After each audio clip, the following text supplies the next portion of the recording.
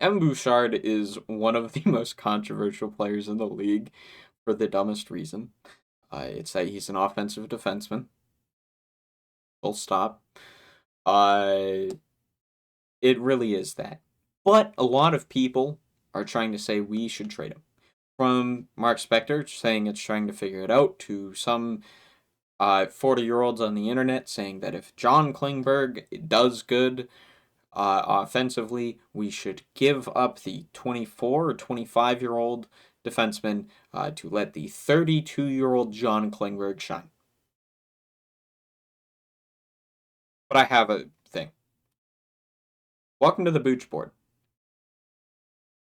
The Booch board is my list of reasons, and we will go lane by lane, starting from left to right, on why Evan Bouchard not only cannot be traded this season, but should not, never, this season. All right. Just to start with the facts, the simple facts, Evan Bouchard has the assist record in the playoffs. Yes, you could say, oh, well, McDavid, Draisaitl, he plays with them. Coffee played with Lemieux and fucking Gretzky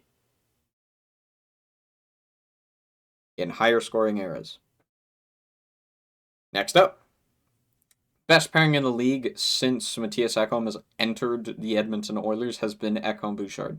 Statistically, over like a consistent span, the only pairs that even get close are Heiskanen and Harley, Makar Taves, and Hughes Hronek. Hughes Hronek and more recently Makar Taves are carried by one Dman. Before this year, I would have said Makar Taves would be up there. And Heiskanen and Harley, while Harley does the work, he's not as much of a workhorse. And a lot of the thing is, when Evan Bouchard defenders try to battle back with analytics and say that Evan Bouchard is average defensively, a lot of people say, oh, that's Ekholm making up for him. Even though that isn't entirely the case, he does boost those numbers. But if the pairing works as the best pairing in the NHL since Ekholm has entered the Edmonton Oilers, why break it? You can have chemistry that's more powerful than each person individually. It's fine. Let's see, playstyle. The playstyle of the Edmonton Oilers demands puck-moving D-men. It's why Vincent Desharnais didn't work. It's why Trey Stetcher was a little rough to watch. It's why a guy like Tyler Myers would never work in this system, because the puck needs to be moved constantly in this system. Even our third liners need the puck to be constantly moved. It is a play style that very few D-men in this league could do at Bouchard's level, and even near it, there's still only a list about 10 of 15 D-men to be able to do it. However, it's spicy just a little bit. In the middle, you see it's blank. I'm not saying that Evan Bouchard has no D-men better than him over the past 2 years. I'm hiding it because I want you to guess. You can type it in the comments or not, but I want you to guess how many D-men over the last 3 years have analytically been better than Bouchard using Evolving Hockey's player cards. Got your answer? And now that you have that answer, ask how many are right defensemen. Which Bouchard is. Right? The answer to question 1 is 2. The answer to question 2 is 1. Quinn Hughes and Adam Fox are the only 2 players to have analytical 3-year cards that are better than Bouchard's. Close to him is Cale Makar, who had a higher offensive rating, Heiskanen, who's great two-way, and Yossi. Everyone else, mixed bag. There might be McAvoy somewhere in there, but out of the people who actually had higher cards than him, Hughes and Fox. Now, that isn't to say analytics is the be-all, end-all. I'm not saying that. I am saying, hey, Analytics is an informative tool that you can then use to either provide context to or use analytics to provide context to what you see on ice. It can be used both ways. What this is saying is, hey, the guy's a motherfucking elite defenseman. And here's the thing. We're not getting Adam Fox. We aren't. Unless we package a shit ton of assets to go get Adam Fox from the dying Rangers, which, you know what? If we did that, wouldn't be mad. But we aren't. Actually, is Adam Fox a right D? Hold up.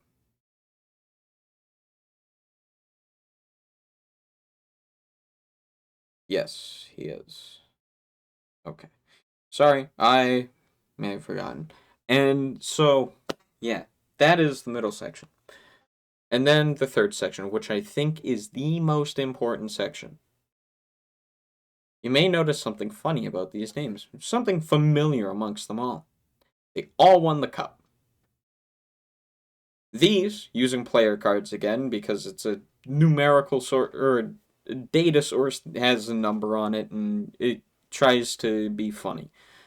I'm not saying, once again, that it's the be-all, end-all. I used it for an example because this is a more general segment. These are all the Dman over the past 10 years that had a plus, or an 85 overall rating offensively, an 85 offense rating on the GAR player cards on Evolving Hockey, that won the cup.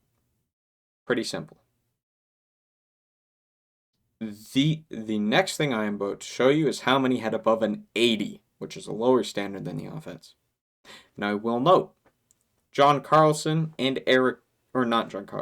Dmitry Orlov and Eric Chernak both had them, but obviously we're not as good offensively. These are the 4 elite two-way winners of cups.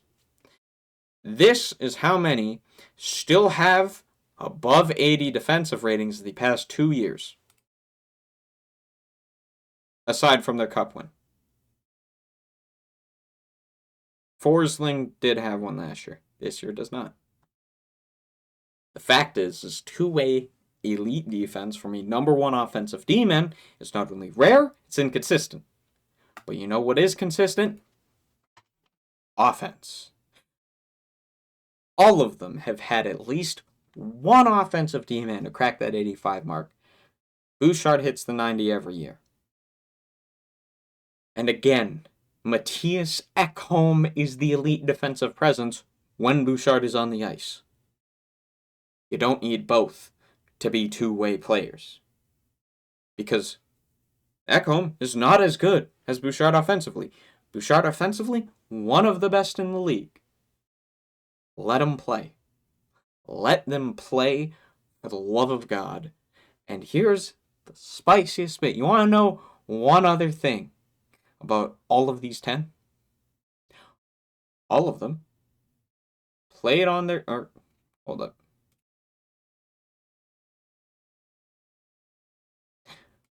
Just want to make sure that I am not saying something incorrect. Yes, okay. All of them played on their team for the full season that they won the cup. All of them played on their team for the full season. None of these were trade deadline acquisitions. Shows you have to have consistency. McDavid is how old? 27? 28? We don't want to just throw this year out the window by grabbing someone else who is not going to be as good as Bouchard. I beg you, you don't have to think he's a top 5 D-man. This season, I wouldn't even argue for it. You don't have to think he is the greatest thing since sliced bread. You don't have to think he is a even average defender. You don't have to think that. I am saying he is an elite offensive defenseman. Let him play offense, because right next to him is one of the best two-way complementary D-men in the entire league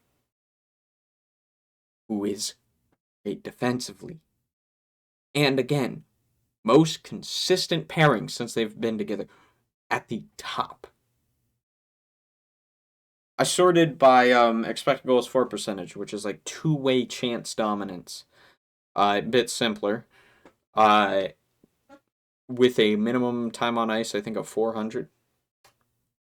The top two were Ekholm Bouchard. That's this season.